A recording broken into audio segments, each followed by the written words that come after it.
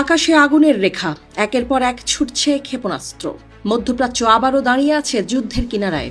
দাবি পাল্টা দাবি আর উত্তেজনার ভেতর দিয়ে পরিস্থিতি ক্রমেই ভয়ঙ্কর রূপ নিচ্ছে।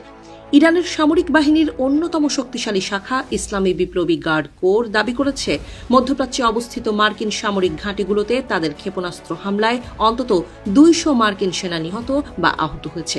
শুধু তাই নয়, তারা আরও বলছে যুক্তরাষ্ট্রের সেন্ট্রাল কমান্ডের একটি রণতরী গুরুতরভাবে ক্ষতিগ্রস্ত হয়েছে।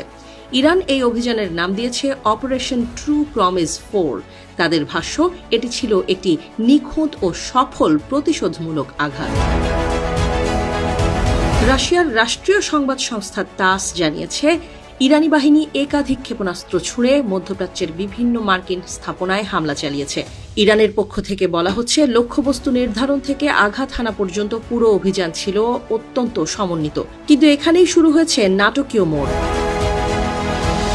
মার্কিন সেন্ট্রাল কমান্ড বা মার্কিন কেন্দ্রীয় কমান্ড ইরানের এই দাবিকে সরাসরি অস্বীকার করেছে। কাতার ভিত্তিক সংবাদ মাধ্যম আল জাজিরাকে দেয়া এক সাক্ষাৎকারে তাদের এক মুখপাত্র বলেছেন, 200 মার্কিন সেনা নিহত বা আহত হওয়ার কোনো ঘটনা ঘটেনি, এমনকি কোনো রণতরী ক্ষতিগ্রস্ত হওয়ার দাবিও ভিত্তিহীন বলে জানিয়েছেন তিনি।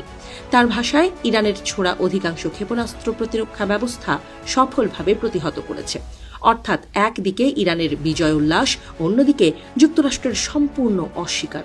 তথ্যের এই দ্বন্দ্বে পরিস্থিতি আরও ঘোলাটে হয়ে উঠেছে। এদিকে উত্তেজনার প্রভাব পড়তে শুরু করেছে জ্বালানি বাজারে। আন্তর্জাতিক বার্তা সংস্থা রয়টার্স জানিয়েছে, তেল পরিবহনের জন্য অত্যন্ত গুরুত্বপূর্ণ সমুদ্রপথ হরমুজ প্রণালী কার্যত বন্ধ করে দেওয়ার দাবি উঠেছে। যদিও ইরান আনুষ্ঠানিকভাবে প্রণালী বন্ধের ঘোষণা দেয়নি, তবুও তাদের ইসলামী বিপ্লবী গার্ড বাহিনী জানিয়েছে, পরিস্থিতি বিবেচনায় কোনো জাহাজ চলাচল করতে দেয়া হবে না।